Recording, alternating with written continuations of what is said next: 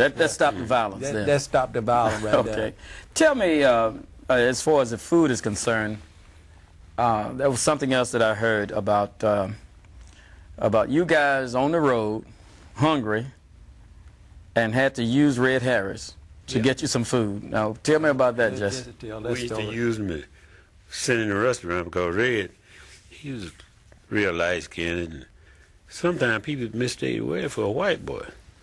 So what we did, we would give Red all the money and stuff and send him in the restaurants, and he go in there and buy the food. See, now, we had to go to the back door, but see, Red could go in the front door because they thought he was a white boy, you know. So he go in and say, I got a bunch of dudes out here.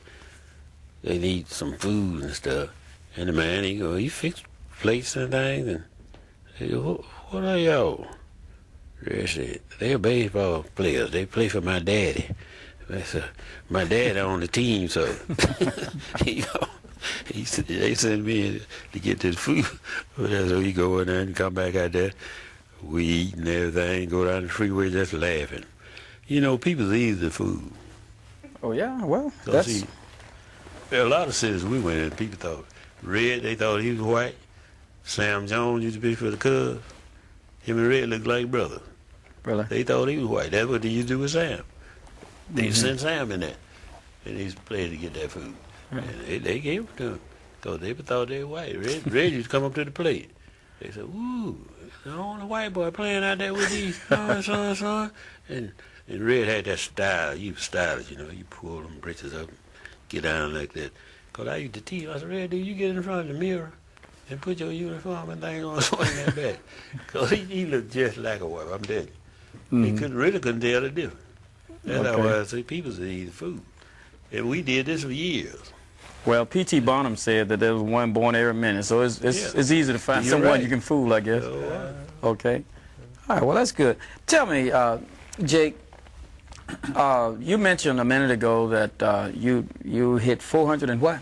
462. 462. I knew it was 462. I just wanted to see if you're going to say the same number. Okay. All right. Okay. But I just wanted to know if you take your stats during that era, and I'll get to you in a minute, Jesse. Your stats during that era and the way you played, how do you compare the way you played at that time and the players of today? Compare yourself with someone today. Well, let's say just ball player period. They didn't have what we had to play with. We played because we played for the love of the game. Today they play for money. So it's a big difference. We was hungry. If they say, you say if you have a hungry ball player, he'll play better for you. These guys go out and get these $1 million bonds. They don't care whether they play anymore. They can go home for what they concerned.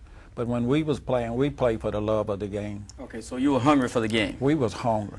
Okay. That's like they giving us $1 a day to eat on because that's what we would really receive. We were just hungry. So what are you going to do with $1? Maybe in those days, $1 would take you a long ways to eat. You get your nice bowl of beans, and then you could eat your nice breakfast in the morning. Okay. But we were just hungry ball players, and we wanted to play. Okay. Well, that's good. What about you, Jesse? Now, how do you compare, like, your fielding out in center field? And I used to watch you play out there at Sloss Field because I live right down the street and was the bat boy. And also I played with the Little League, a SIPCO Little League. I'm bragging now, Jake. I want you to know that. I hear that. Yeah, I struck out 3 times when my dad came to see me play. Boy, that was embarrassing. But how do you compare yourself with the players of today? I know. I have seen but one ball player that really could come up to my standards when I was playing outfield. And that's Andrew Jones with the Braves. Now he can play outfield. Right? A lot of people out there. He trailed the ball, but he catch it. See, the man he's one of the best outfielders in the major leagues today. It's Andrew Jones. Andrew Jones, baby, he can play. Okay. And I've been watching him for a long, long time. I said, nah, that look just like me. Because some of the balls he catch, it'd be unbelievable. But I used to catch some the same way. I know we played the Major League All-Stars in Dallas, Texas. Honey Banks hit a ball out of sight. I turned myself, turned around, turned my back to home plate, went up against that wall, and caught it back. But I don't know how I caught it. But once you get out there, you can do moves that you don't even know you got. And man, I'm telling you, I used to catch balls on people. It just was unbelievable. And Red Harris was the same way. See, a lot of people, Red Harris was a good outfielder. He wasn't a flashy outfielder, but he could catch that ball. He could go get it. And I used to enjoy playing beside him. Because I know if anything hit that way, was nothing going to fall but the 6 hours of rain, baby. We were catching everything. And that wasn't no joke. You know, you really make it true that if you sit next to a person that brags a lot, eventually you're gonna start bragging too. Yeah. So you made it true. These you are had not bragged all evening. That's facts. Those are facts. Didn't you read in that book what the guy said about me? I read about you in the book, but you hadn't bragged about it. No. I read about you a long time ago.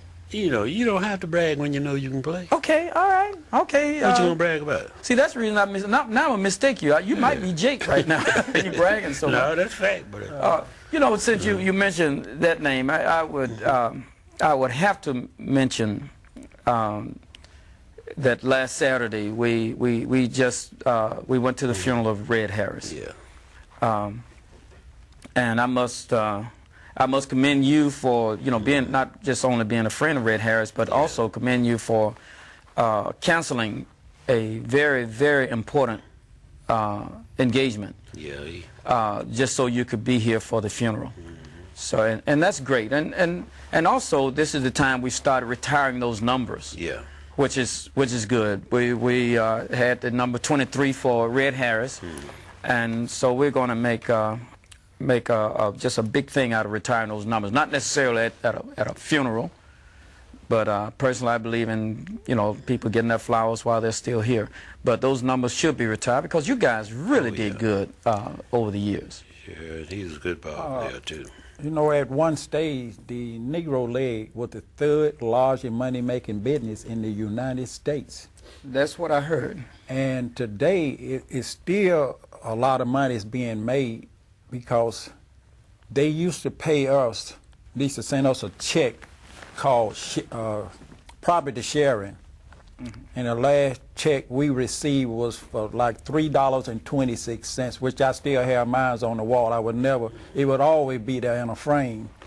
But it's still a lot of money being made on the Negro League ball players today. Anything you play with, Chef, during those days or even after you finish, it's worth a lot of money. Like a uniform. If you had your Negro League uniform today, you can get as much as $30,000, $35,000 for.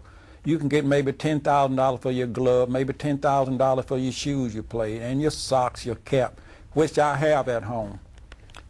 Today I still have 2 of my Negro League contract plus my Dodgers contract. At one time I was offered $40,000 just for the 2 Negro League contracts. Is that bragging or a fact? That's a fact. Okay. I just want to know. That's a fact. Okay. In fact, I've been asked I let this merchandise go to the Smithsonian so people can see it. That'll be great. No, just keep it here. We're going to use it here. We could use it here. Yeah, we will. We will be using it here.